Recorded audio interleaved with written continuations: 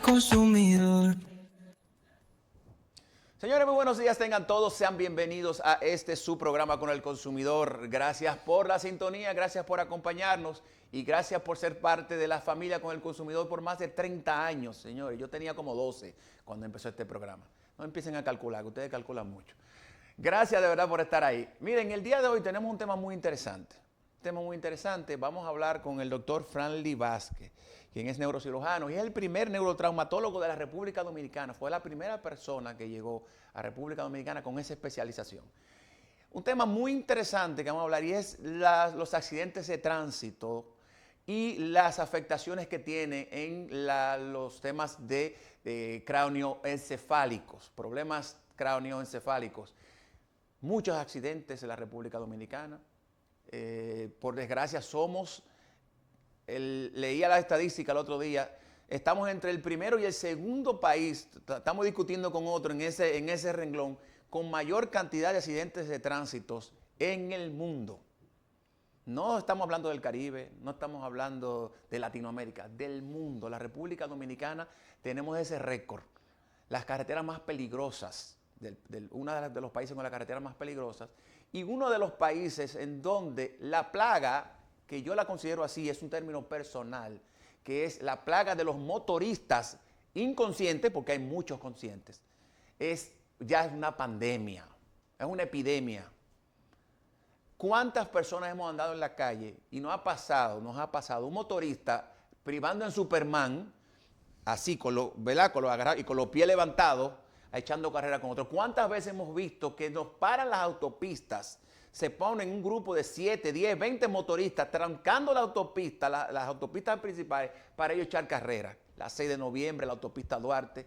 Y obviamente, personas que andan sin casco, son las causas de una cantidad de accidentes que si nosotros controláramos eso, se reduce a un nivel tanto que estaríamos en los países que menos accidentes tuvieran en el mundo.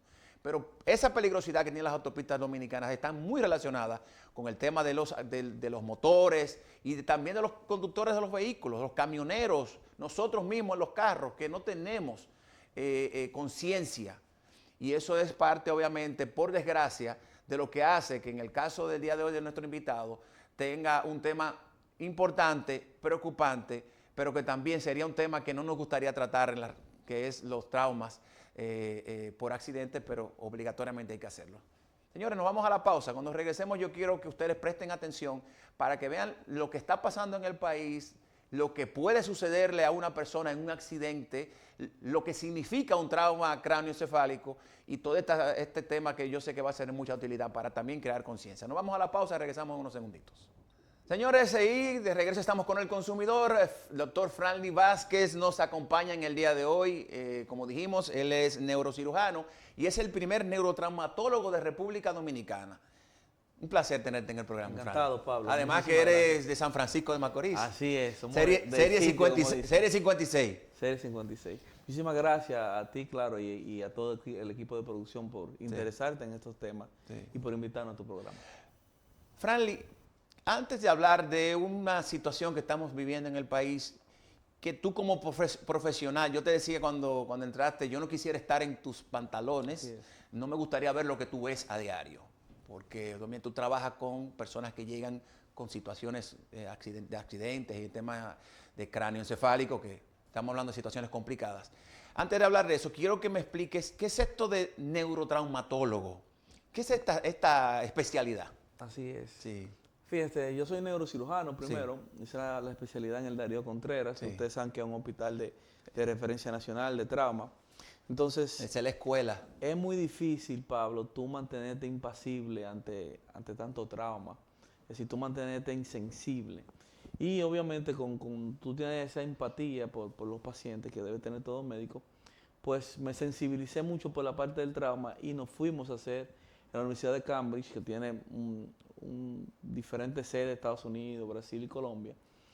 Hicimos la subespecialidad en neurotrauma y cuidado neurocrítico, que es la especialidad que se encarga o se ocupa de la prevención, promoción y el manejo de los pacientes que tienen traumatismo craneoencefálico, dígase, golpes en la cabeza y golpes en la columna, además de los traumas de los nervios periféricos.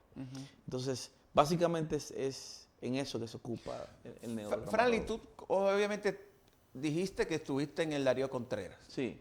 que es la escuela donde una gran mayoría de profesionales de tu área han tenido que pasar y han tenido que vivir esa experiencia. Estamos hablando del hospital más importante, el traumatológico más importante del país, y donde llegan un porcentaje muy alto de los casos de accidentes en el país. ¿Qué tú viste en el... Y no quiero juzgar, no vamos a hablar del hospital, no quiero hablar de eso, sino ¿qué tú viste cuáles los traumas más frecuentes que tú veías? ¿Qué cosas tú veías con mucha frecuencia? Porque si hablamos del tema físico del hospital, es otro tema que no me gustaría tocar, porque, Sí, por lo menos contigo en este momento. Ese es un tema complejo. Sí. Pero básicamente, Pablo, un gran número de traumas craneoencefálicos y de fracturas de la columna. Entonces, el sistema nervioso, si tú te das un golpe en la rodilla, aunque te opere el mejor neurocirujano del mundo, tú quedas cojeando, ¿verdad?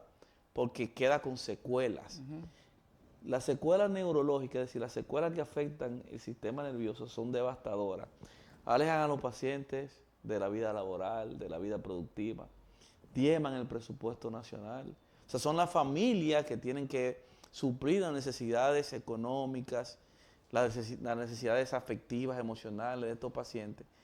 Y básicamente lo que yo veía todas las semanas, 3, 4, 5 veces a la semana, son pacientes. Imagínate tú siendo padre, que tienes 3 muchachos en la escuela, y tú lo que te dedicas es, la posibilidad tuya son motoconchitas, tú sabes, brindar el servicio de motoconcha a la población.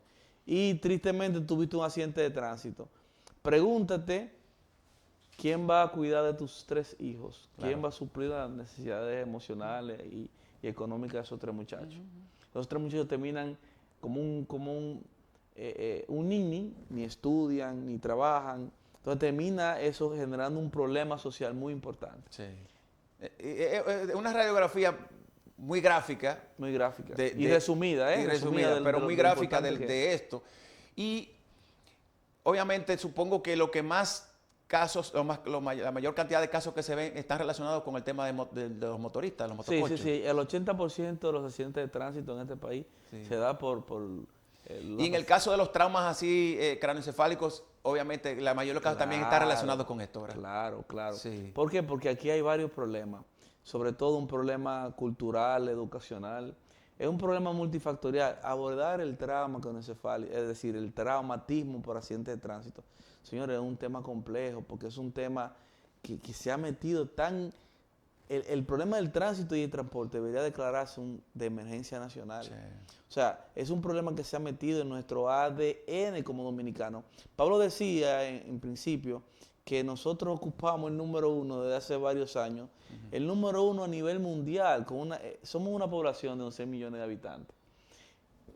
Nos sigue Zimbabue, Burundi, Etiopía. O sea, los demás que nos siguen en la lista mundial de muerte por accidente de tránsito son países africanos, son países que están de bajos ingresos, países pobres, y nosotros salimos de ahí y seguimos con un comportamiento de un país atrasado.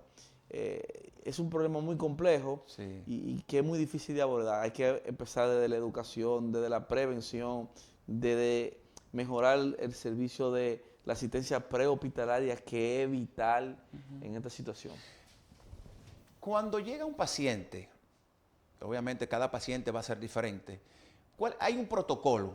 ¿Qué tú buscas para determinar, por ejemplo, cómo abordar a un paciente cuando te llega un paciente con un trauma de este tipo? Sí, lo primero es que hay un protocolo para pacientes, que se llama protocolo para pacientes politraumatizados.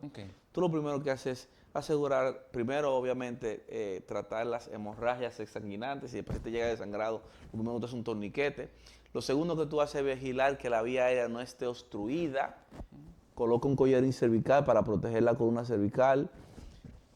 Ve la respiración, ve la frecuencia cardíaca. Luego tú haces una revisión secundaria donde tú evalúas naturalmente el estado neurológico del paciente, lo protege de la hipotermia. O sea, hay una serie de pasos que se van dando antes de tú requerir una imagen diagnóstica y eso. Ahora que tú mencionas los protocolos, Pablo, tenemos un problema a nivel nacional, un problema que se ha abordado muy poco, y es que nosotros necesitamos protocolos estratificados. ¿Qué son protocolos estratificados? Que si tú estás en un hospital de segundo nivel de atención, tu protocolo de atenciones no pueden ser igual a un hospital como el Darío Contreras porque tiene recursos limitados. Claro. Entonces, nosotros necesitamos saber dónde llevar el paciente dependiendo de cuál es la condición clínica del paciente. Y necesitamos protocolos que estén actualizados a la evidencia científica actual y que estén contextualizados a la realidad dominicana. O sea, por ejemplo, si tú te das un golpe en la cabeza, Sí. la única forma de yo saber qué está pasando aquí adentro es con una tomografía, Pablo. La tomografía es una foto, no te dice cómo está tu cerebro en tiempo directo. O sea, en el momento... Tiempo real, que vamos a decir. el tiempo real, correcto.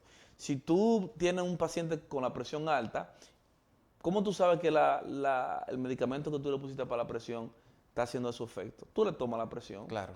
Entonces, nosotros seguimos manejando los pacientes con trauma craneoencefálico, así con golpe en la cabeza, que afectan también al cerebro, sin monitorizar la presión intracraniana, sin saber lo que está ocurriendo en tiempo directo. Sí. Y ya hay medidas, tanto invasivas como no invasivas, disponibles para el país, y eso no está en los protocolos. O sea, nosotros necesitamos crear protocolos que estén actualizados y obviamente contextualizados a la realidad dominicana. Tú sabes que, ahora que tú hablas de eso, quisiera abordar también el manejo de la ciudadanía ante esta situación. ¿Y a qué me refiero? Aquí el dominicano es muy solidario cuando hay un tipo de cuando hay accidente y quiere llevarlo y sin lo que la ambulancia y como siempre los servicios de ambulancia y el 911 uno todavía tuvo su momento, pero ahora está como un poquito deficiente. Todavía la gente decide, vamos a llevarlo, vamos a llevarlo. Pero en ese vamos a llevar al paciente.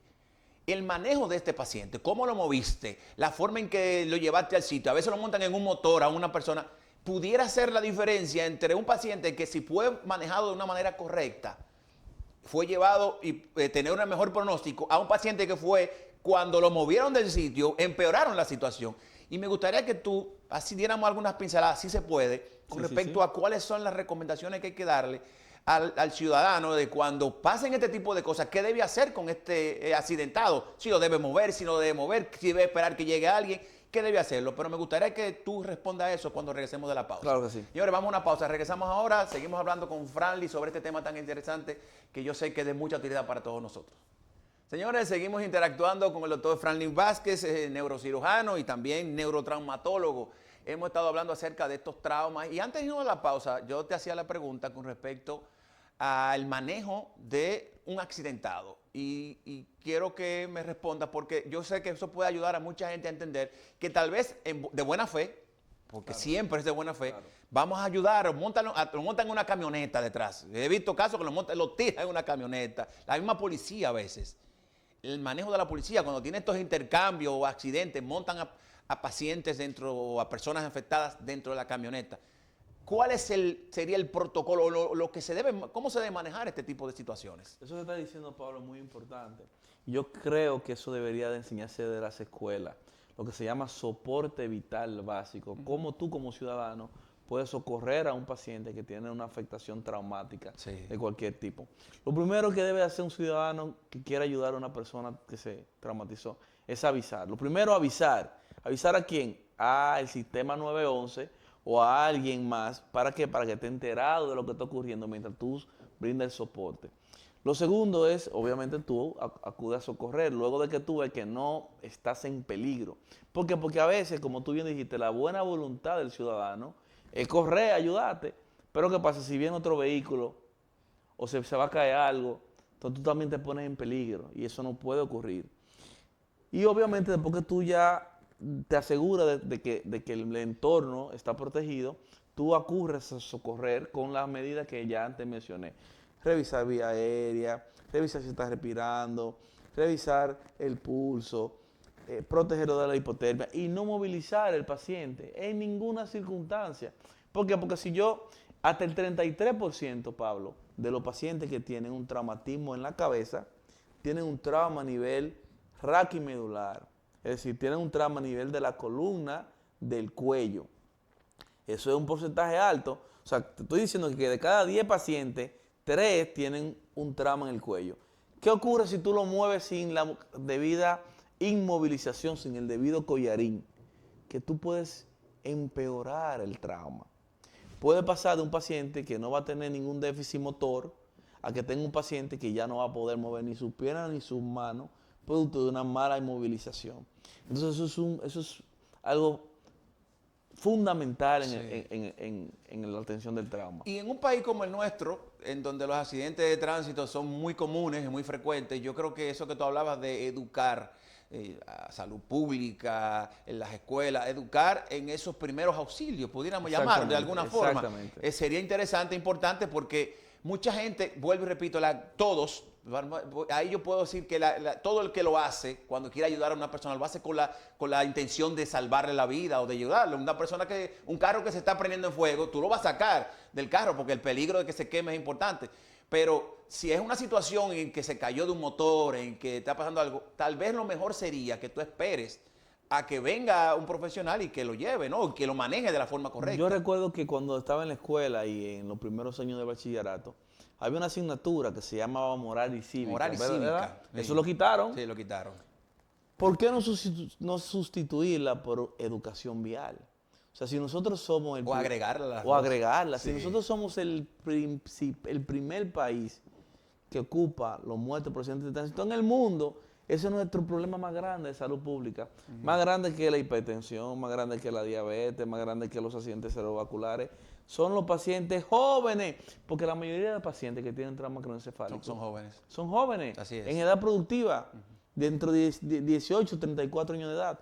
Entonces esos pacientes se traumatizan y muchas veces, Pablo, la gente no percibe esto, ni el médico ni siquiera. Pero el que se da un golpe en la cabeza puede perder más de lo que piensa. Porque no es que quedan con secuelados así, ni que caminan. No, es que a veces, si tú te das en la frente, por ejemplo, esta parte del cerebro se encarga de la personalidad, la conducta, la planificación. Entonces, muchos pacientes que se dan golpe en la cabeza, leve, que tú dirías, bueno, ese paciente no lo ingresaron, quedan con trastornos del estado de ánimo, quedan con depresión, quedan con ansiedad. Luego tú te preguntas, pero ese paciente, doctor, pero el hijo mío no se queda tranquilo en la cama. Ajá, tiene un trastorno del estado de ánimo. Doctor, pero miren, mi papá después que se dio un golpe en la cabeza, casi no se quiere levantar de la cama, quedó con una depresión postraumática. Y tú sabes que eso, dame hacerte esta pregunta, porque hay un mito, puede ser real, de que, por ejemplo, hay personas que se han dado golpes en la cabeza, traumas en la cabeza, y digo, bueno, ya están bien, se sienten bien, y le dicen, no te duermas, no lo dejes que se duerma, ese tipo de cosas. Yo he escuchado mucho eso. ¿Es correcto esto? O sea, una persona que tiene un trauma que no se puede dormir, tiene que tener una revisión, una evaluación, aunque se sienta bien, quedarse en observación por un periodo de tiempo. Sí, hay protocolos para eso. Si es un niño, no es correcto dejarlo dormir en el principio. Si es un paciente adulto y no tuvo alteración de la conciencia, es decir, el paciente no se desmayó, no vomitó, no tuvo ningún dato de lo que nosotros llamamos neurodeterioro, tú lo puedes dejar en observación. En observación intrahospitalaria durante 4 a 6 horas, incluso sin tomografía. Ahora, si presenta alguna alteración de la que ya antes mencioné, hay que realizar tomografía, es decir, hay que seguir un protocolo para el paciente traumatizado. O sea, no se puede descartar ante un golpe en la cabeza el tema de que haya una evaluación aunque el paciente esté bien. Claro, porque... Aunque se vea bien, por lo menos, que se sienta, dice, yo estoy bien. Incluso con una tomografía que esté limpia, tú no puedes descartar un trauma, porque la tomografía no lo ve todo. Ahí hay algo que se llama conmoción cerebral. Si tú te levantas y te das rápido, ¡ay!, tú vas a sentir que te va a marear. Ya tú tuviste una conmoción porque el cerebro no ocupa todo el volumen del cráneo, sino que deja un espacio entre el hueso y el cerebro. Entonces el cerebro se choca contra la pared del mismo cráneo y eso genera un daño funcional, que eso repercute en la calidad de vida de los pacientes. Eso es importante. En el caso de los niños, eso tú mencionas, entonces sí, no se debe dejar dormir ante un trauma, ¿no? Eso es importante, ¿no? Cualquier... ¿Sabes por qué? Porque los niños no te pueden no pueden verbalizar lo Claro. que sienten. Y tú no tienes forma, si el niño está durmiendo, tú no tienes forma de verse un dato de neurodeterioro. Sí, eso es importante. Así que ya lo saben padres, madres que están en los golpes. Cualquier golpe en la cabeza es siempre importante hacer una evaluación. Siempre, Correcto. ya el doctor lo dice, hay que hacer una... Aunque el paciente, el niño está, que él está bien, yo lo veo tranquilo, lo veo Que sea normal. un chichón, no. Sí, no. Que acuda a que lo Acúdalo. evalúan. Yo sé que dentro de este proceso que tuyo de tantos años trabajando y viendo pacientes, también a un tema te ha tocado fibras sensibles y humanas por lo que has visto. Tú has creado una fundación, me dice. Sí, no la creé yo. Sí. Esa fundación ya existía, se llama Trauma Ok. RD. Es una institución multidisciplinaria que involucra emergenciólogos, ortopedistas, cirujanos de trauma, neurocirujanos, cirujano general, que tiene como filosofía, como objetivo primordial, la promoción y la prevención a nivel académico y a nivel de educación de la ciudadanía, de lo que son los accidentes, de lo que son los traumas en sentido general. Y pues ya venimos haciendo diferentes trabajos. Tenemos un repositorio, de hecho, que es un repositorio, es parte de un registro multicéntrico latinoamericano que se llama Latino TBI, que es un registro donde está en el Darío Contreras. Es un registro virtual que nos ha servido para poder canalizar datos. ¿Tú me entiendes? Obtener datos en tiempo real y poder acceder a ellos a través de la plataforma virtual en cualquier momento. Y eso nos ha permitido hacer investigaciones. Y esas investigaciones han trascendido. Por ejemplo, hemos hecho investigaciones para el Intran, hemos hecho investigaciones, ahora mismo se presentó en el Congreso de Política Pública para el Ministerio de Salud Pública, una actividad de la Cochrane. Y eso es lo que necesitamos hacer. O sea, nosotros necesitamos crear nuestra propia data, nuestras propias investigaciones para poder eficientizar la creación de políticas públicas que diemen este gran problema. La parte de esa preocupación que tienen ustedes, porque Sí. es una preocupación con respecto al tema de los traumas, lo que está pasando en el país y esto, el Estado la comparte. ¿Tú has visto algunas acciones así como que tú dices que el Estado tú lo ves en esa dirección? Sí, yo creo que el Estado la comparte. Quizás no igual que nosotros, quizás no con la misma entereza, con el mismo vigor, pero sí la comparte. Y eso nos damos cuenta desde la creación del 911 hasta la creación de política pública, pero eso necesita más voluntad política, Pablo. Esa es la gran realidad. ¿Por qué te hago esta pregunta? Nosotros vivimos una tragedia con el caso de Yexé. Sí. Ese caso yo sé que fue un caso muy notorio y trágico y que nos marcó como país. Y ahí se demostraron las deficiencias del sistema. Sí.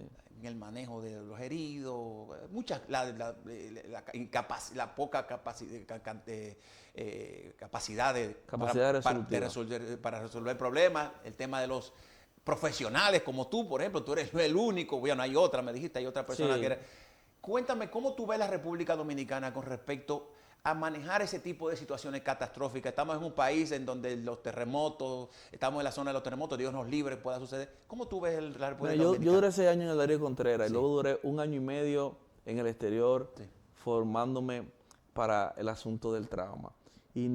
Pero nunca había estado presente en una catástrofe de tal envergadura como el Yexé. Sí. Para mí fue muy chocante encontrarme en la madrugada de ese día en el Hospital Darío Contreras asistiendo a los pacientes con traumatismo craneoencefálico. Y al llegar y ver a los familiares sacando a los pacientes por la desesperación, imagínate, Sí. que fue un abismal la cantidad de pacientes que llegaban. Me di cuenta que no estamos preparados y necesitamos más prevención, necesitamos más fiscalización de las estructuras a nivel nacional. De verdad que, Franly, yo ojalá poder tenerte más tiempo en el programa, se nos fue el tiempo, ojalá también poder que tú regreses porque me pareció muy interesante lo que he tratado y de verdad que para mí fue un placer conocerte y tratar este tema tan interesante. Yo creo que es un tema que tenemos que hablar mucho en la República Dominicana, crear conciencia en lo que se refiere a este tema de los accidentes, el mal manejo y las situaciones que vivimos en la República Dominicana, siendo el país número 1 en el mundo con mayor cantidad de accidentes de tránsito. Un gran placer conocerte. Muchísimas gracias, Pablo. Gracias por estar con nosotros. A todos ustedes, gracias por la atención. Gracias por la sintonía. Sigan con la programación de Telesistema. Nos vemos mañana con más de Con el Consumidor.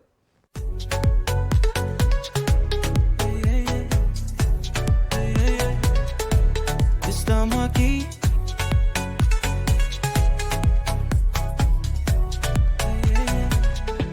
Con el consumidor.